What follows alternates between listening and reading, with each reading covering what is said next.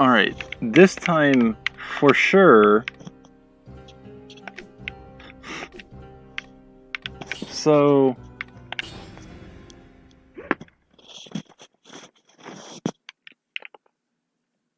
I think it will add a lot more to the experience if I actually show this game from the box standard beginning. Because I just kind of realized I had never done that. So, yeah, let me fix that. So for one, the first time you ever load up a save file, this is the area you start out in. This is the area you always start out in, but it will start looking different over time. You'll see what I mean. The game gives you a rusty sword, 119 DPS, can't be sold, it's just the basic beginning weapon.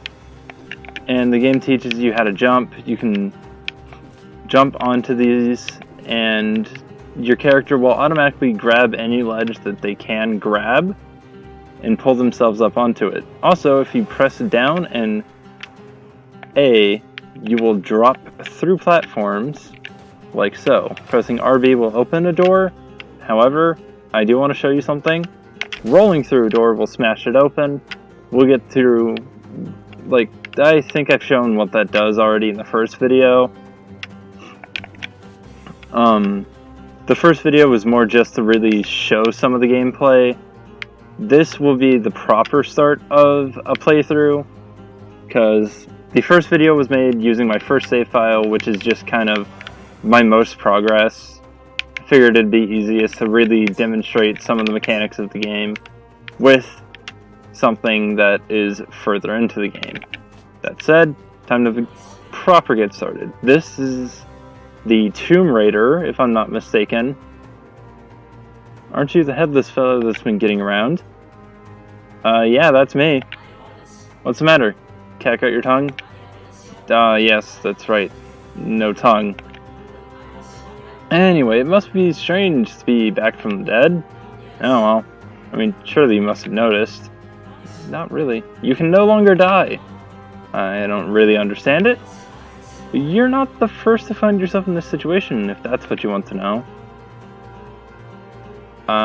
Okay. And now we can pick up either the beginner's bow or the old wooden shield. For this run, I will be using the bow. You can press Y to use your secondary weapon, just to show. Obviously, the shields do exactly what you think. Whenever you hold the shield out in front of you, it will block part of the incoming damage. The old wood shield absorbs 75% of the damage, and if you tap, you can do a parry. If you time this just right, you will take no damage and stun the enemies. But, like I said, I do want to show off the bow for this run because I'm going to use the shields a lot. As one might expect, this game does have a dodge. You can dodge through just about any attack, and dodging through attacks will obviously result in you taking 0 damage, but will put you in a brief period of stun. And, well, it's not that it puts you in a brief period of stun, it's you can't roll again for a certain amount of time. That's how they limit you from just spamming dodge rolls and being invincible completely to everything. Also, there's a mechanic I mentioned earlier that I showed off in the previous video. Crashing through a door with a dodge roll will bust it open. If an enemy, however, is near the busted open door, they'll be stunned for a brief period of time. Similarly, you can do a ground smash, and if an enemy is close enough, they will be stunned by that as well. Also, I do want to take a moment in this video because I didn't call a lot of attention to it in the previous one and say, this game's music rocks. I've never had a game that manages to convey the theme really well, with it in this case being like a medieval kind of like dungeon crawling feel, while also still having like energy and power to it, as far as I can recall. I've never once played a game in my life like that. So this game's soundtrack, to me, is incredible. Just gonna let you take a moment, hear it.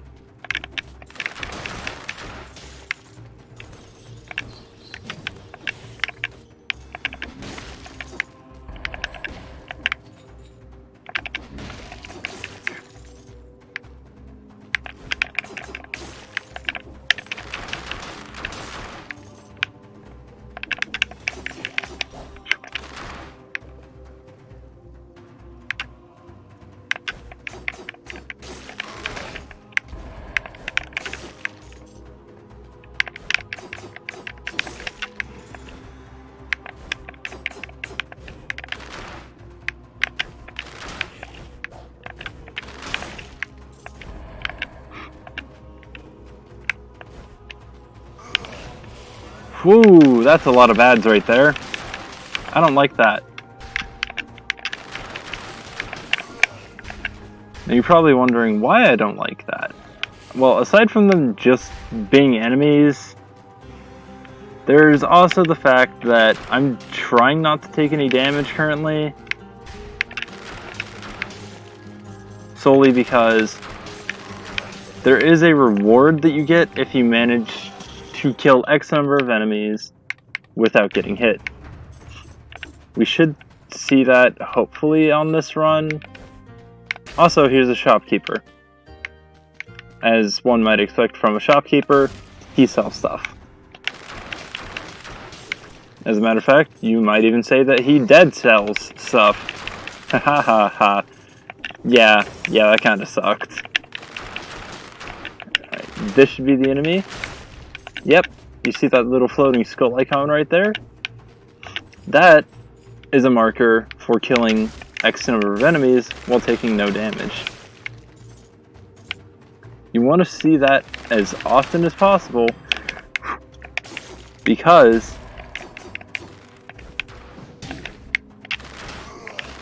you actually get bonuses for keeping that streak going. After you reach the number, it doesn't matter if you get hit.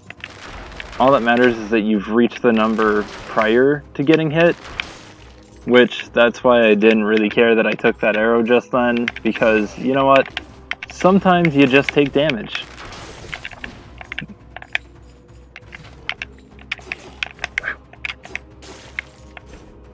I mean, that really just is how it is sometimes. You just get hit at times. You can't do a whole lot about it, but why complain about it?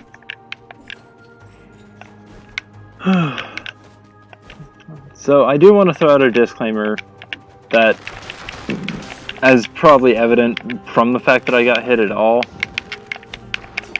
I'm not godly at this game by any means. I'm not the best. I'm never going to claim to be.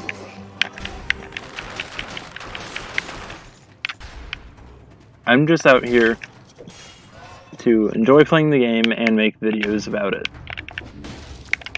That's really all I'm trying to do here. So, you know what? If y'all enjoy it, that's good. If I suck too much for someone to enjoy it, well, I mean, that's their choice. I can't really fault them for it. I'm not even going to try, I'm not too worried about that. I'm not worried about being incredible at this game. That kind of comes second to just having fun playing it in my books. Which, I have a lot of fun playing this game. I'm really bad at it. I'll be the first one to say that. Alright, I've only even managed to beat the second boss, once. Let alone, reaching him. I've practically almost never done. Also, secret area. Quite a few of these in the game. You can find them, they'll unlock, they won't unlock anything, but usually they'll give you, some free stuff for finding them. So be diligent, watch the walls. Walls that you can go through will usually have, weird patches of them missing. And, yeah. That said, So, for those who didn't watch the first video, which I don't really care if you did or not, because, well, this video is technically going to be the first one, as far as I'm concerned, based entirely on just the concept of the way I'm doing this. Which, I know the way I'm doing this might be a little weird, but it just is how it is. My old save file had progress, and I didn't really think about it until after. So this is just kind of where we are now as a result of that.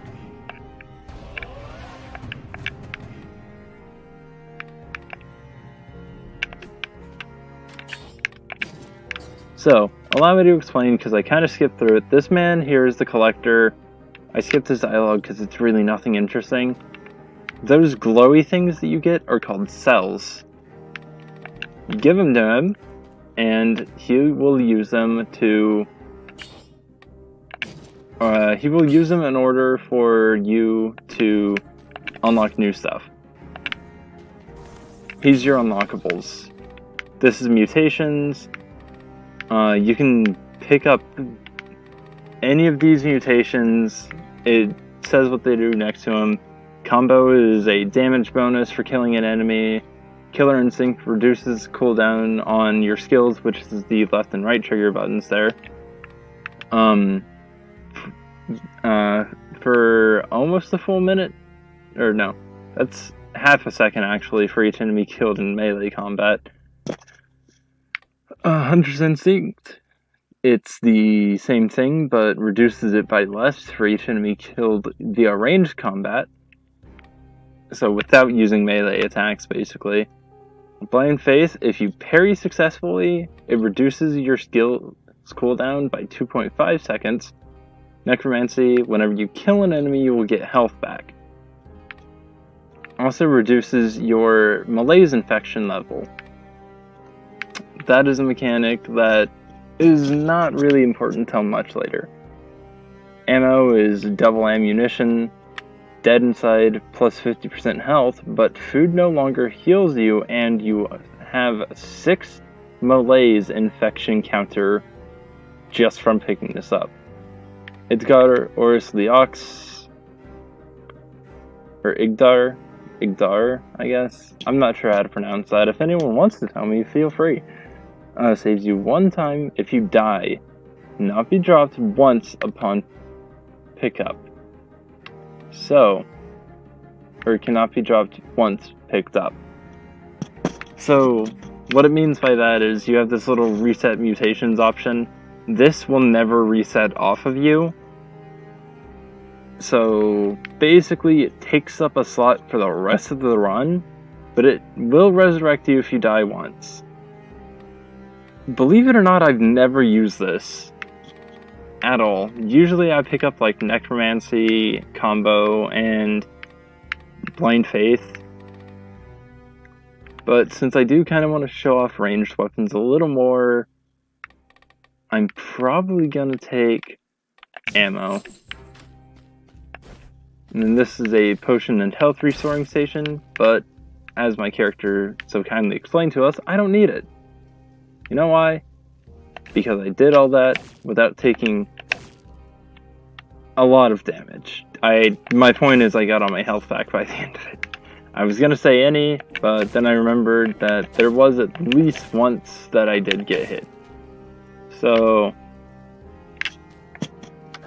that said, let me just check one thing real quick.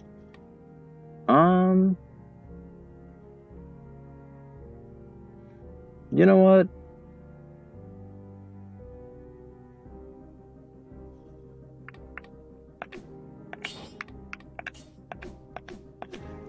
Let's see how well this Promenade of the Condemned run goes.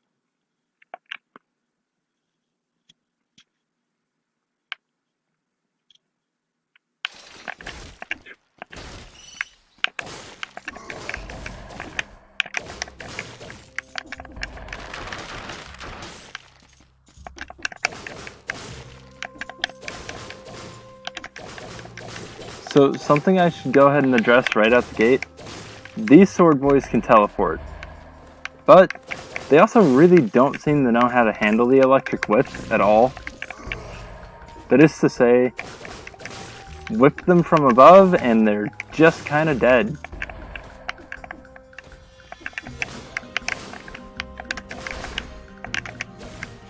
There's absolutely no reason that I should not have gotten hit by that bomb. Wait, what?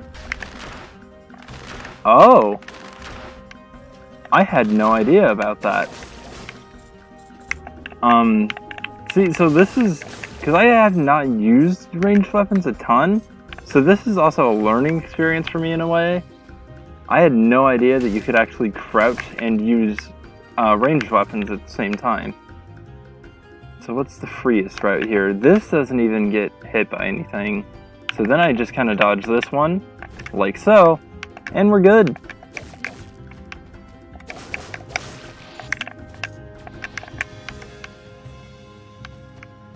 What?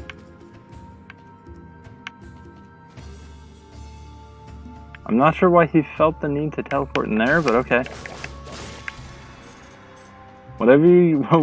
Whatever floats your boat, I guess. Yeah, have fun then. You're kind of dead now, so I don't see how you could have fun at that point, but maybe he likes being dead. I'm not judging, that's for sure.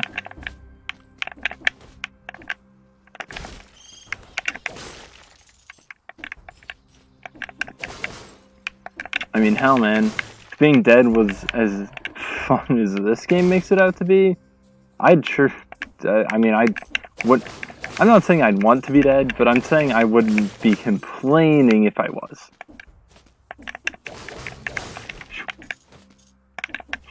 Also, you saw that he was getting ready for an attack there. Enemies will only prep for an attack if they can actually hit you. And, what I'm trying to say is, those sword boys have quite a bit of range on their blades. That said, I also have quite a bit of range on this whip. So...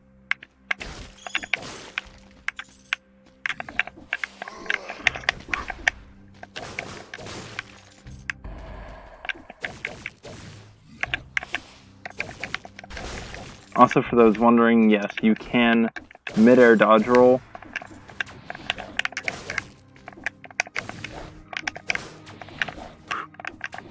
Also,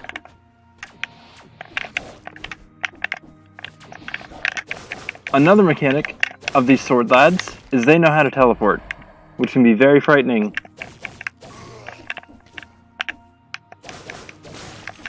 I definitely find them to be more of a shield enemy, but you gotta do what you gotta do. We are currently at our 30 kill streak. However, fair warning, I didn't know this either, but the first area is the only place that accepts a 30 kill streak.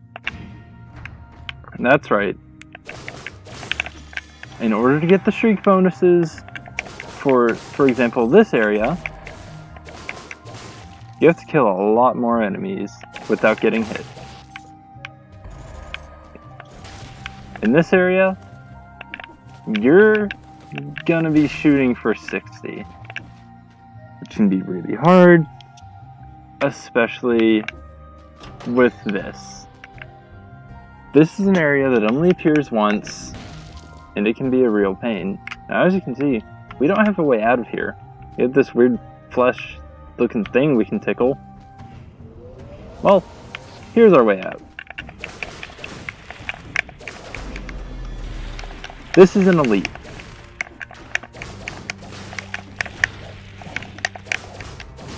In case you've somehow never played an RPG before, an elite is an enemy that is much stronger in some way or another. That particular enemy is a more mundane elite because it's the first mandatory one. It's just an undead archer that shoots arrows, but it does come at the cost of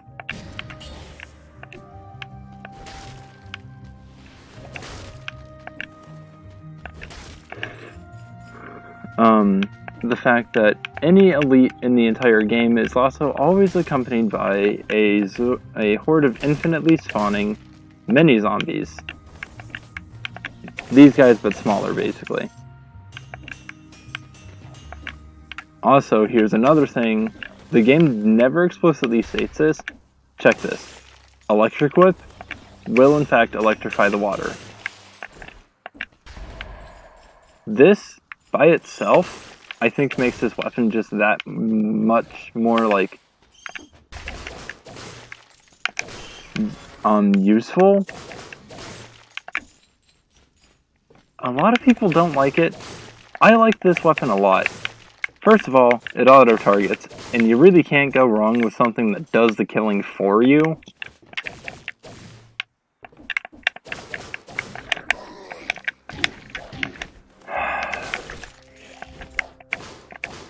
Well, so much for the 60 streak. But I mean, you know what? That's fine. We don't gotta get that first try. We'll get it next time, you know? Because the really cool thing about this game is that there's always a next time. There's always another attempt.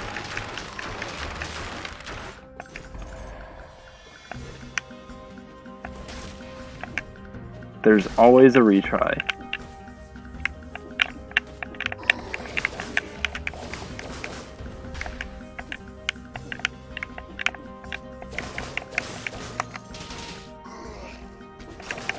Baited.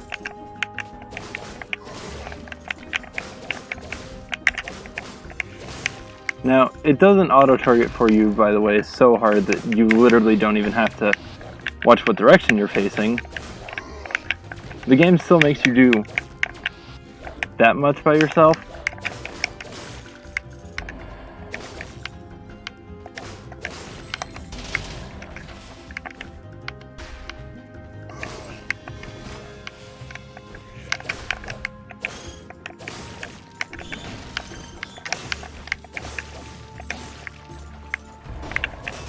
Now here's another elite right here.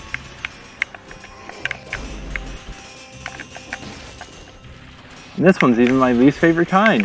This one had a crystal, basically just a crystal sentry thingy. It was that floating crystal. I don't know if you guys could see it, but effectively, what that crystal does is it just constantly fires off a volley of projectiles at you. Really annoying, really fast, and a real pain, especially when, like, it could have been much worse. I've seen that crystal tied to a undead archer, and that is a bit annoying. That said, unfortunate lack of a no damage run, but I think that's where we're going to call this one for the first, technically second video of Dead Cells. I'm just going to go ahead and grab myself some of these fresh upgrades. And probably call it good after that.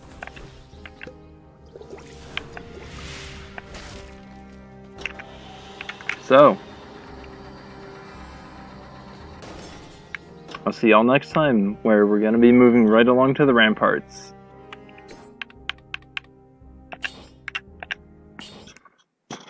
Until then, goodbye.